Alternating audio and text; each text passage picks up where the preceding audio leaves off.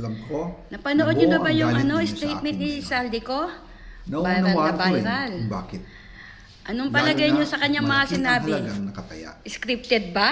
Pero bago kayo O true humusga, lala? hayaan ninyong ipaliwanag Panoodin na ko lang natin ang buong pare-pareho. katotohanan. Yun Matagal lang, akong hindi bye-bye. nagsalita dahil may direktang utos sa akin. Huwag nang bumalik ng Pilipinas at manahimik na lamang. Umalis ako noong July 19, 2025 para sa aking medical check-up. Nakaplanong bumalik pagkatapos ng SONA ni Pangulo.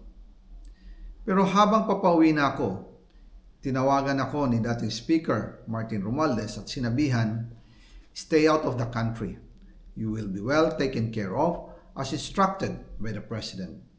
Noon naniniwala pa ako sa kanila, kaya't hindi ako bumalik. Tumikom ang aking bibig, sumunod ako, pero ang hindi ko alam, ang ibig pala nilang sabihin sa aalagaan ka namin ay gagamitin ako bilang panakipbutas sa kanilang kampanya laban sa korupsyon. Ginawa nila akong poster boy ng kanilang sariling kasinungalingan. Ngayon, hindi na ako mananahimik, ilalabas ko ang lahat ng katotohanan. May resibo, may ebidensya, at may pangalan. Nagsimula ito nung tumawag si Sekmina Pangandaman sa akin nung nag-umpisa ang BICAM process last year, 2024. Ang sabi niya, katatapos lang ng meeting nila ni Pangulo at may instructions na mag-insert o magpasok ng 100 billion worth of projects sa BICAM. At sinabi pa ni Sekmina, you can confirm with Yusek Adrian Bersamin dahil magkasama sila sa meeting ni Pangulong BBM noong araw na yon. Tinawagan ko po agad si Yusek Adrian Bersamin at tinanong ko kung may instruction nga ba ang Pangulo na magpasok ng 100 billion during their meeting. Ang sabi niya ay totoo nga po. Right after our conversation, tinawagan ko po si dating Speaker Martin Romualdez at nireport ko ang instructions ng Presidente to insert the 100 billion projects. At sinabi niya sa akin, what the President wants, he gets. After ng ilang araw, nag-set po ng meeting si Sekmina Pangandaman at Yusek Adrian Bersamin sa amin ni dating Speaker Martin Romualdez sa Aguado Building in front of Gate 4 ng Malacanang at nandun din po si Yusek Jojo Cadiz. During the meeting, binigay po ni Yusek Adrian Bersamin ang listahan na worth 100 billion. Tinanong ko po si Yusek Adrian kung saan galing ang listahan. Ang sagot niya, galing kay PBBM mismo at binigay niya ito mula sa brown leather bag.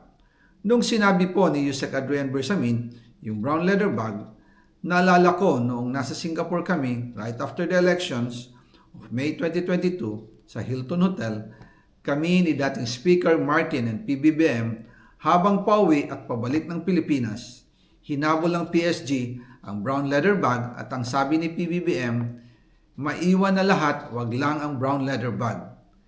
Kaya naniwala ko na utos talaga ito ng Pangulo.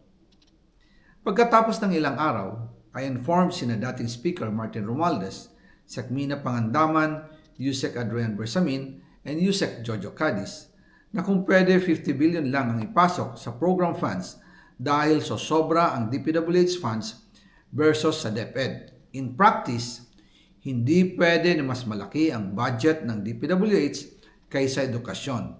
And yung balance na 50 billion, ilagay na lang sa unprogrammed funds for the 2025 budget. Dahil Office of the President din ang nagre-release ng lahat ng unprogrammed funds. Pagkatapos ng isang araw, tinawagan ako ni Sekmina at sinabi ang mensahe ng Pangulo, ipasok ninyo yan dahil pinangako na sa akin ni Speaker Martin yan at hindi na pwedeng baguhin. Kumbaga, ang utos ng hari hindi pwedeng mabali. Again, I informed the Speaker and asked clearance about the instructions ng Pangulo. At ang sabi niya, wala tayong magagawa.